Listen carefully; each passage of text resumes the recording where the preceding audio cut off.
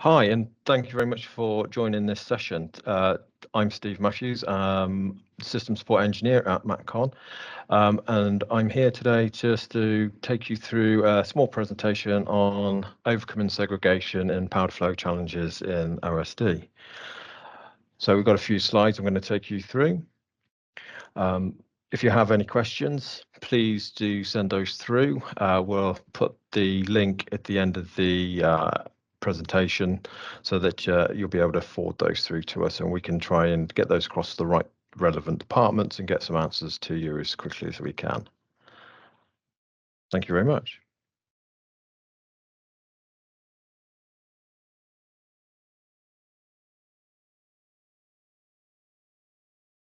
So Matcon, we're part of IDEX. I'm not sure if any of you are aware. IDEX is a big corporation in America, and Matcon is part of the IDEX MPT group. So we are part of the materials processing technologies. We are one of the 4 companies to go with in line with Fitzpatrick, Quadro, and microfluidics. You may have come across some of those before, especially the Fitzpatrick side of things, and Quadro obviously with slifting. As previously mentioned, we're going to be talking about powder handling. The areas of the topics for today will be process areas, challenges to do with equipment, challenges with powders, single floor, multi-floor facilities, validation issues you may come across, and exposure, dust containment. And as previously said, we'll do some questions and answers at the end. But if you have any, there'll be a link as well. You can email those through to us if you want to. So the areas where we're typically finding some of the problems, which you would have come across in all your facilities, and those areas are stemming from right at the start of the process, where you have the raw materials coming into the plant, then moving through the plant to all the different processes where we have wet granulation, we're adding lubrication into the powder mixes, we're doing resizing, and then moving on to the compression machines and packaging and inspection.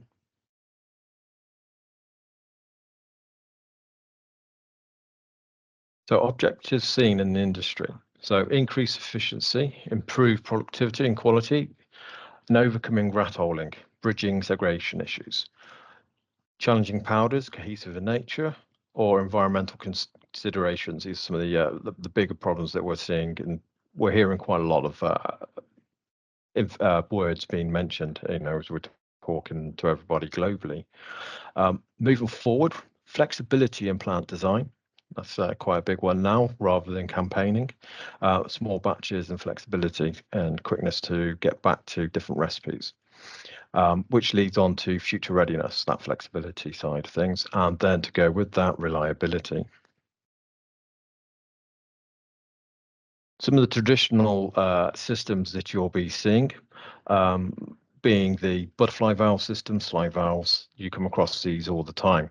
Now, what we're finding is that these systems give you a lot of lost production time, down to poor flow, no flow at all. And then it becomes just inconsistent. You don't know what you're going to get when you're going to get it. Now, because of these inconsistent flow issues you're coming across, we're getting damaged bins. You'll see it quite often where you see all your containers suffering from what we call hammer rash. So that's where your operators are starting to hit the machines with rubber mallets. Now, that can then run on into connection issues. So you have problems trying to connect your containment systems, the bins from filling to discharge due to the damage that it's been occurred. Poor quality of containers, discharge systems, lost product. So you're getting powders left inside your totes, your bins. This can be down to poor design of the totes, the flow angles, hence getting the powders out. And then going on from that, they can be difficult in assembly, disassembling, trying to put spare components in place, replacement place parts, and trying to maintain the cleanability of those.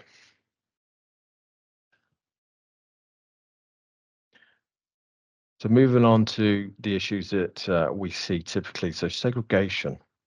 So this is typically the big one that we're seeing in a lot of the OSDs will be core flow, funnel flow, commonly known as rat holing. So this is where you're seeing a hole appear in the middle of the powder, and the peripheral powder around the outside of that hole just isn't flowing. It's just not falling down. Percolation.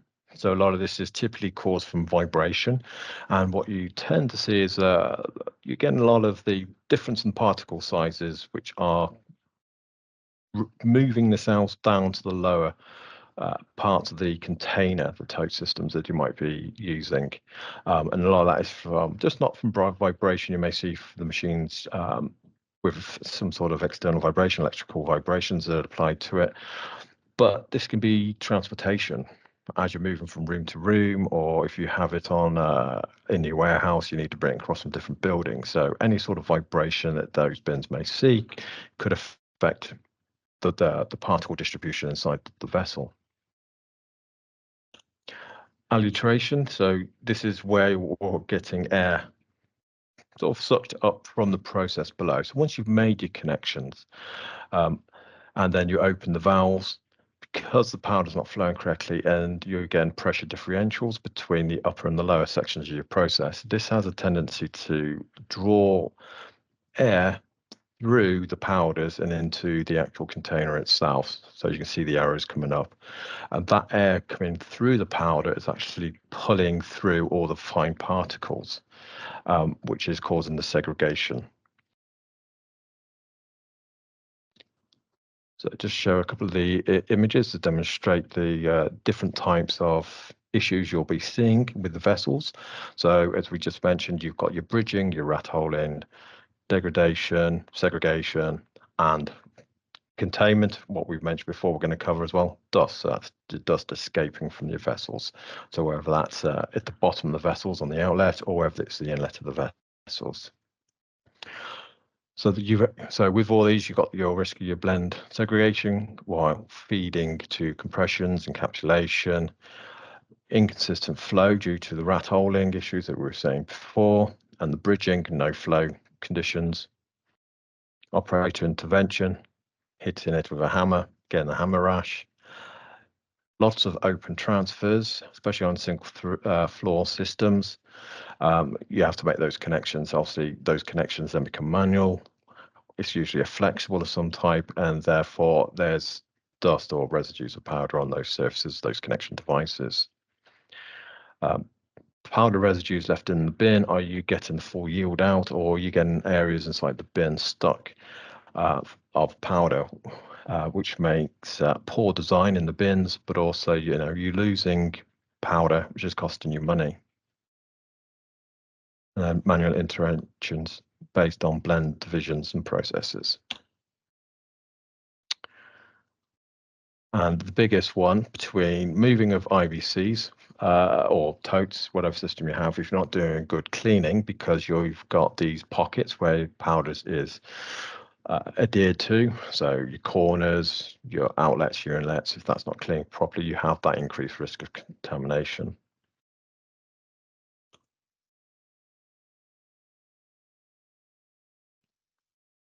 Now, again, this is just showing you back down to the typical rat holing effect.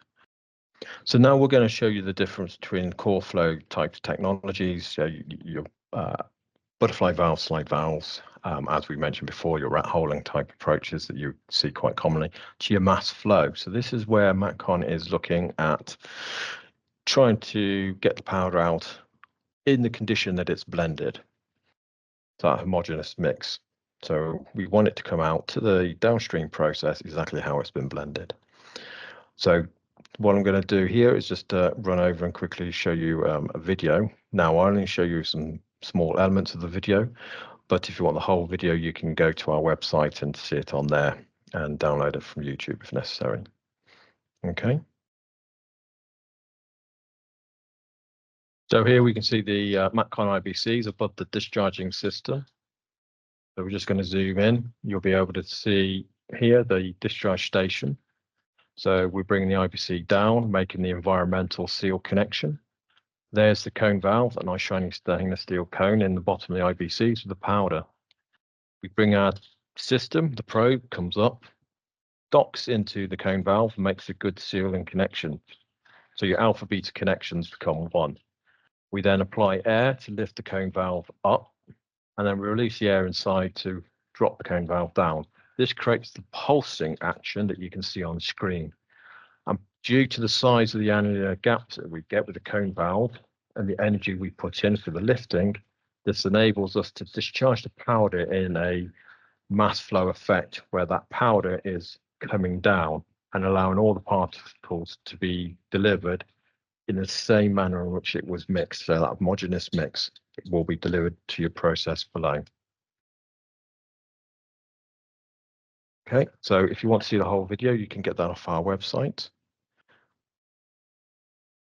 And we can send you the link to it if necessary. Just please drop us a line.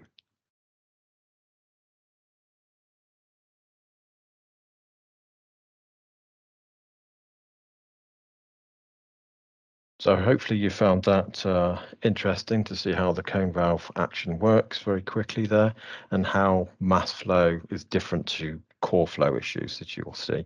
And that's why you have the value of the cone valve system. So as you could see in the video, then we have an IBC, so our intermediate bulk container. A lot of people, you'll refer to those as sort of totes and bins. Now, just to give you a quick idea, that these IBCs that we have with the cone valve in them, they can range from anything from 200 litres all the way up to 3,500 litres, so 3.5 kL.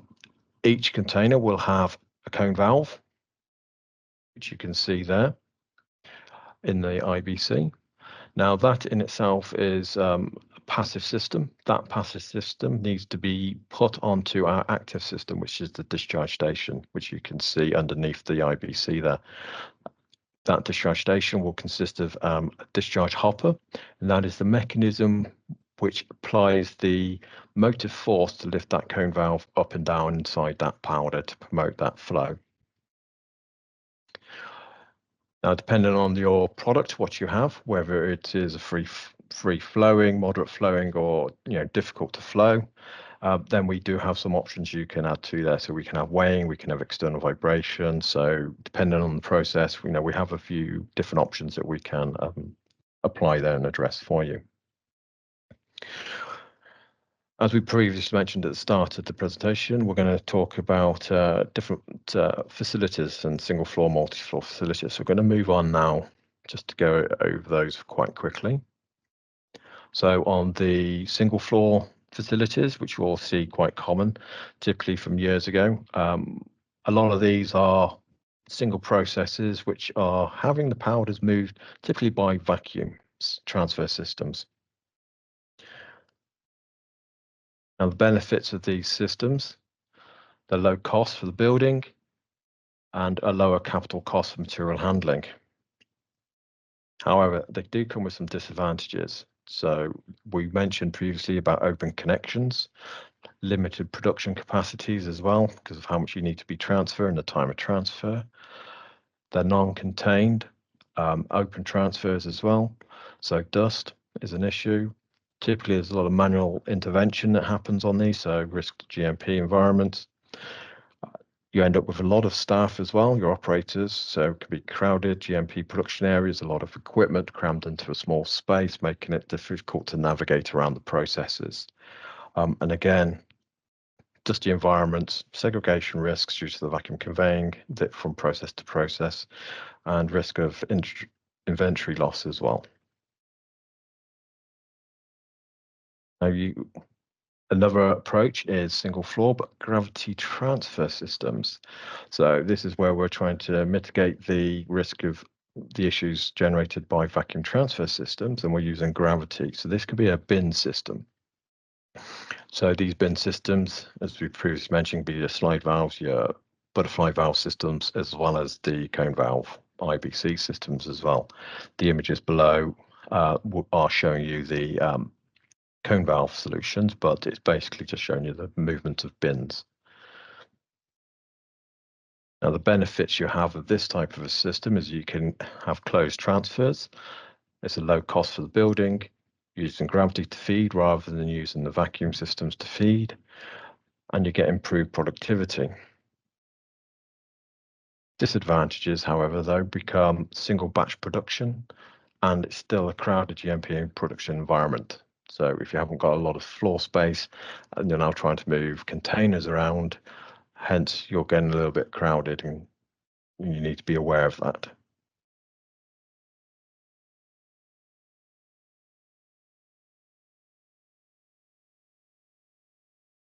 Now, multiple floor buildings that we can see, these can be split into powder floors and tablet floors. Just wanted to show you this just to give you an idea that, once we've mixed all the powders, there is another process afterwards where the powders are being transferred across into the tablet systems. So whether you're going into compression and coating, etc. Those could be done obviously on the same floor. We can lift the bins via pillar lifts, etc., to feed those systems, or we can do gravity transfer. So that's the multi-floor scenarios there. Now, single floor or double floor, or even 3 floors, so you're not restricted to anything. So you can move between multiple floors. It's not a problem with bin systems. Now we get involved in sampling. So current types of systems, offline blend validation, and the challenges that come with that. So we're talking about invasive sampling affecting the blend uniformity, the holding times for those batches as well. So you have to have idle time. So the blenders are sat waiting for you to carry out that sample, get that validation back saying it's good before you can discharge it or move it on. This starts encroaching into additional hours, the equipment sat there not being used. So it's labor intensive and time consuming. Now, a way to increase the efficiencies of blending is to do online sampling. One of the ways in which to do this, we want to just make you aware of, is using what we refer to as NIR technology. So I'm just going to show you this very quickly. So near infrared technology. So this is where we are actually fitting a sampling system onto the bin itself, so onto the IBC. So this is enabling real live data to be streamed while you're mixing the powders, and collect that data and monitor the data during that blending, so you can get instant results. So this system is Wi-Fi. So this will connect onto your IBC, as we were saying. It has a battery built into it, so it will last for hours. And then this can just be attached to the bin, and it will stay with the bin while you're moving it and blending. So this is just now showing you what it may look like when it's on site on top of the IBC. So we have a lid to the bottom left-hand corner there. And as you can see the NIR device is just clamped on in place.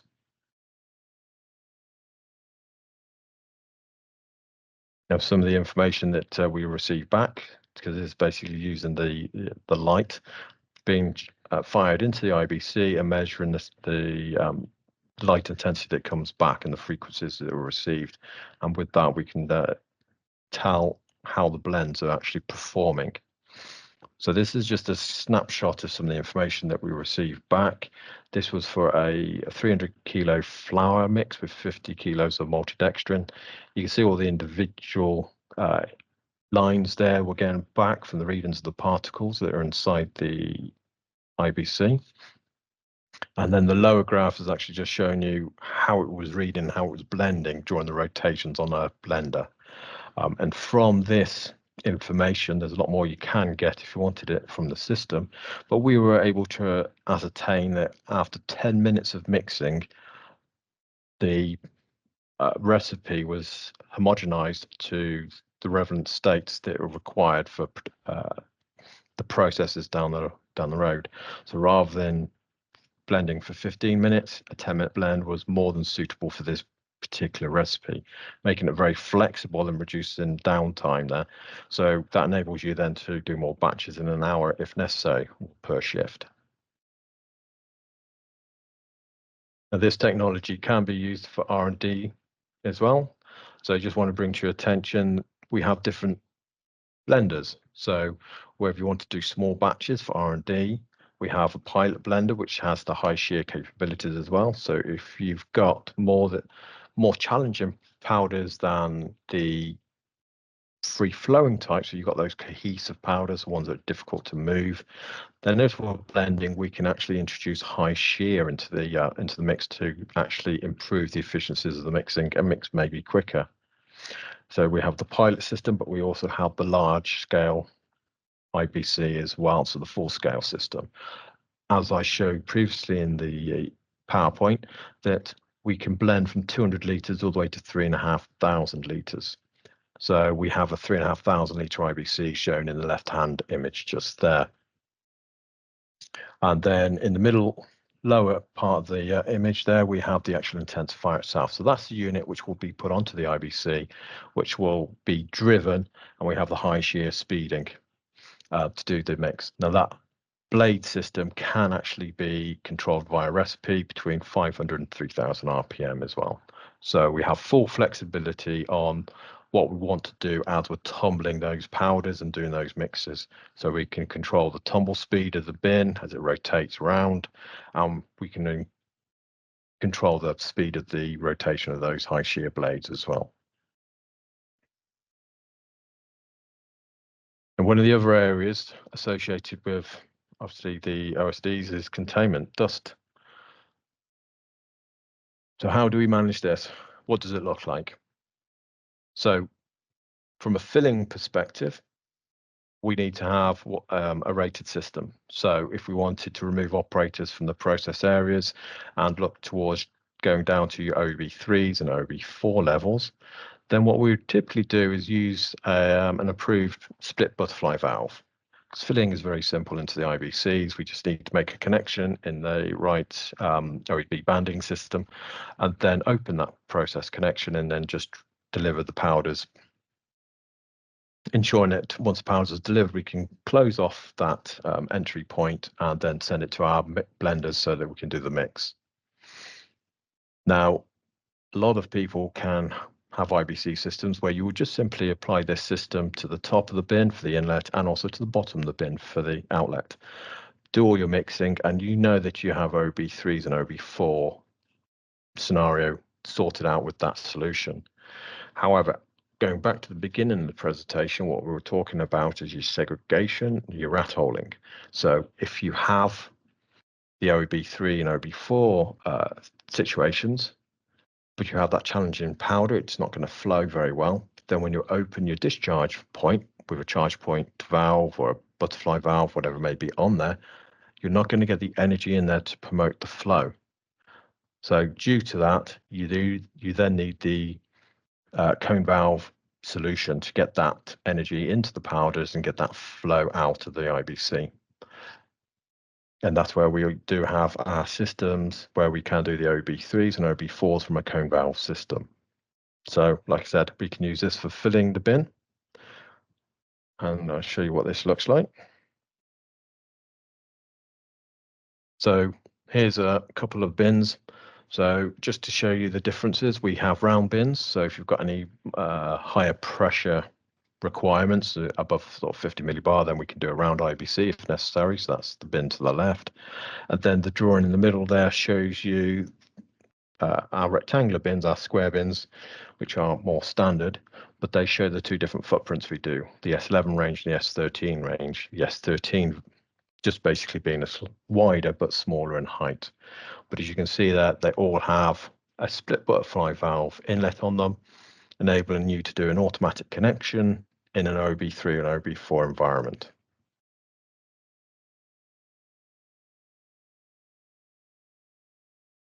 So just a quick image here just to show you if you wanted to use an IBC as a buffer system, but to show you how we would configure that, again, using a charge point split butterfly valve in this particular instance. So we can do the connections here automatically. Operators can be fully away from the system when it's taking place, make it nice and safe.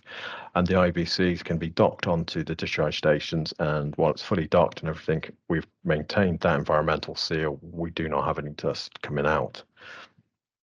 And then when we do a separation of the system, we can then have an OB3 and OB4 solution applied to the hopper.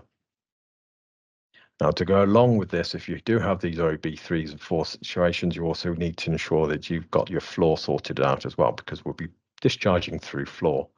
So we do have solutions in place to enable you to have sealed floor connections as well. So just bring it to your attention, there is a solution to go through floor with a nice cleanable through floor chute if it's needed. So now we're going to move on to containment and looking at a little bit more detail. So over the years, so Matcon's been running now for 44 years, so quite a while. We've spent numerous times trying to look into and evaluate the efficiencies of our IBC inlets. So we have numerous years of experience on sealing against the lids that go into on top of the IBCs to give us that excellent dust containment. That's the inlet. Now, when we talk about the outlet, what we can do is we can apply what we refer to as wash nozzles. So this is where we'll put nozzles into the top of the hopper so that before we remove an IBC, we can actually inject air or nitrogen locally around the outlet of the IBC at the bottom, so that if there are any dust particles remaining present in the bottom little part of that valve, we can do like an air scrub before we actually do any separations, just to help mitigate and bring those levels down. So we can carry that out, and then any dust that falls will actually just fall back down into the process below. So you're capturing all the particles there before separation. Once you've moved the IBC away, then you may want to cover the top as well, just to reduce any risk of anything falling in. So we have automated covers if necessary. Now, when we refer to OEB levels, you may have seen on the previous slide, OEB3 and 4 chart. So just to give you an idea. So we put this down at the bottom for you, just so you can see. But typically what we see is the Matcon systems, the cone valve system here, is very suitable for the OB2 without any bells and whistles, any additional functions added to the system. When we move across into the OB3 solutions, what we do, as I just previously mentioned, is we would add the wash nozzles into the hopper. So we can just do that air scrub around the outlet of the IBC before we do any separations. So that will get us down to the OB3, which is 10 to 100 micrograms per cubic meter. Now, if we wanted to move down even further to an OB4 level, again, we use the wash system, so the nozzles. So we inject that air to do that scrubbing around. But what we then do, just to mitigate if there are any single particles that may be on the outlet of the IBC, when we take the IBC away from the discharge station, that's when you have that risk of any of those final particles may fall, and that's obviously going to break the OB level. So what we do then is we have a local extraction ventilation system, which is applied to locally at the top of the hopper, where we have the environmental seal. So anything that would fall is going to fall at that point, and we can then trail it away and capture it almost like a downflow booth effect. Now, this will give us OB4s, and we have had these tested by various clients over the years, and they are more than acceptable in those environments for OB3s and OB4s. Now, moving forward into OB4s, what we do like to do, if possible, is to try again to remove your operators even further away from any risks over those time-weighted averages that you end up looking at, and that is to try and automate the movement of the bin. So just going to quickly put in front of you a couple of images showing you how we've handled in the past loading IBCs in an OEB4 environment without an operator present. So we could put bins above reactors We can remove any transportation caps that might be on there. We can then lower the IBCs using a pill lift onto the discharge stations and then allow the automated discharge of that powder into the process at the rates that are needed. And that's all controlled by our control system. So just show you that in more detail. So the left-hand view, we have the IBC is lifted up by a pill lift over the system that can remove any capping or do any cleaning that might be necessary to the outlet of the IBCs. It's actually on a robot arm itself or a mini pillar lift. We can then slew that device out of the way, and then we can lower the IBC. So moving across to the right-hand side, then you can see that the system for removing the capping and the cover, if it's being used for that, or any washing, is removed to the side. The IBC is lowered down onto the discharge station, where the full control system will then get the active and the passive sections docked together and enable the pulsing to take place into whatever might be the process below, whether that's a reactor or whatever. These systems can also be utilized, if necessary, between floors. So if you needed to go up 12 meters, not a problem. So this image here is just showing you that we can have operators just moving around on the ground floor. They can just place the bins into safe areas, and then the pillar lifts can actually take the bins and load them up onto the third floor if necessary. So they're very versatile and flexible. So in summary, what we're trying to say is then the Matcon cone valve is a very flexible powered handling and process system. We've been going for 44 years and offer a lot of experience in the powder handling world. So whatever challenging powders you have, we have a solution that will be able to discharge and handle that for you into your processes. So if you have any questions, please do email those through and or visit our website, and we will get some answers across to you as soon as we can. Thank you very much for your time.